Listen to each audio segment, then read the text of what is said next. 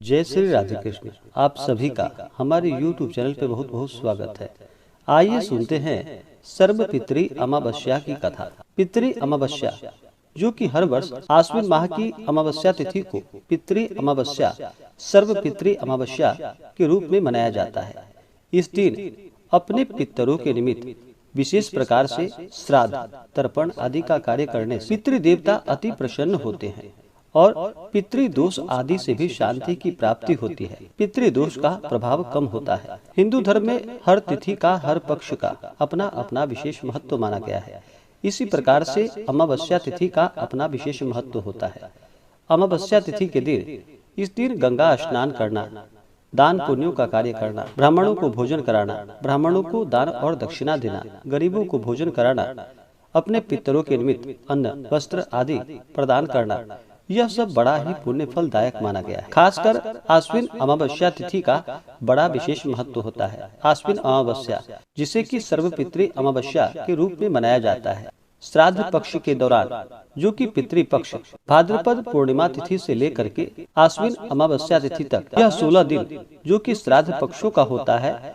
इन 16 दिनों के दौरान जो कि पितृदेव पृथ्वी पर आते हैं, जब वो पृथ्वी पर आते हैं तो उनके निमित्त जो भी अपने पितरों के लिए दान पुण्यों का कार्य करते हैं, इससे पितृदेव तृप्त होकर के जो कि सर्वपितृ अमावस्या तिथि को पितृ विसर्जन के रूप में जाना जाता है और फिर यह अमावस्या तिथि को अपने लोक चले जाते हैं। जो भी भूले भटके हुए जिनके पितरों की तिथि मालूम ना हो किस तिथि को उनका मृत्यु हुआ था, तो वो खासकर सर्वपितृ अमावस्या तिथि के दिन अगर पितरों के निमित्त श्राद्ध आदि का कार्य करते हैं, तर्पण आदि का कार्य करते हैं, इससे पितृदेव अति प्रसन्न होते हैं और प्रसन्न होकर के अपने पुत्र पौत्रों पर अपना आशीर्वाद रूपी अमृत की वर्षा करते हैं। इस दिन अपने पितरों के निमित्त जहाँ तक हो सके शुद्ध और सात्विकता के साथ शुद्ध भोजन बनाना चाहिए, जिसमें कि प्याज लहसुन का प्रयोग बिल्कुल भी नहीं किया गया हो। इस दिन अमावस्या तिथि के दिन तामसिक वस्तुओं का बिल्कुल भी प्रयोग नहीं करना चाहिए।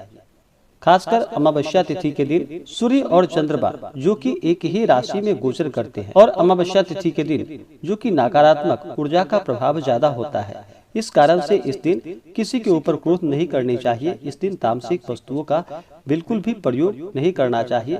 सात्विकता का पालन करते हुए जहाँ तक हो सके धर्म का आचरण करते हुए रहना चाहिए और अपने पितरों के निमित्त अवश्य ही आपसे जो भी बन सके अपने सामर्थ्य के अनुसार अन्न वस्त्र जो भी आपसे बन सके उनके निमित्त अवश्य ही दान करनी चाहिए। गरीबों को भोजन कराना चाहिए, ब्राह्मणों को भोजन कराना चाहिए, इससे पितृदेव अति प्रसन्न होते हैं। तो आइए सुनते हैं सर्वपितृ अमावस्या की कथा। अगर आप सर्वपितृ अमावस्या तिथि पर अपने पितरों के निमित्त अन्न दान, वस्त्र दान आदि के लिए ब्राह्मण दक्षिणा देना चाहते हो तो आप अपने श्रद्धा और सामर्थ्य के अनुसार हमें डिस्क्रिप्शन में जाकर के वहां से गूगल पे, फोन पे या अकाउंट नंबर के माध्यम से आप अपने श्रद्धा और सामर्थ्य के अनुसार हमें ब्राह्मण दक्षिणा प्रदान कर सकते हैं। तो आइए सुनते हैं सर्वपितृ अमावस्या की कथा।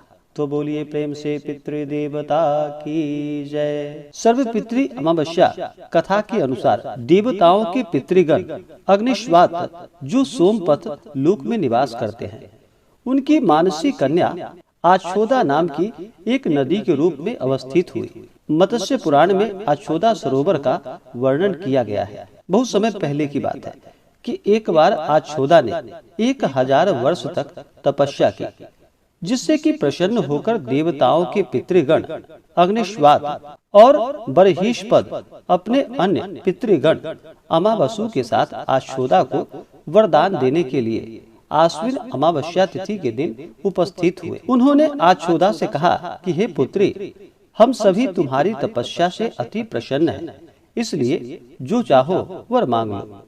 लेकिन आछोदा ने अपने पितरों की तरफ ध्यान नहीं दिया और वह अति तेजस्वी पितृ अमावसु को अपलक निहारती रही।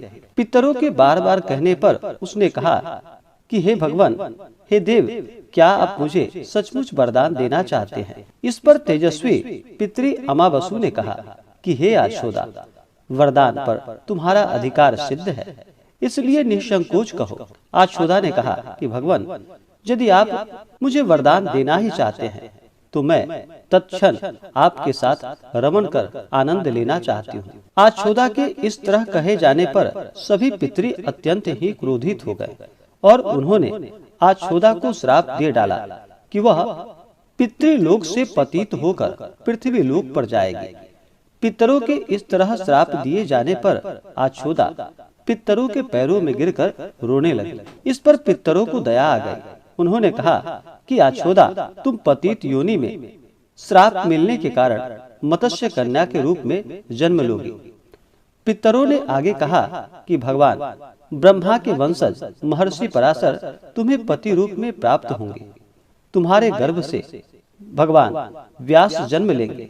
इसके उपरांत भी अन्य दिव्य वंशों में जन्म लेते हुए तुम श्राप मुक्त होकर पुनः पितृलोक में वापस आ जाओगे।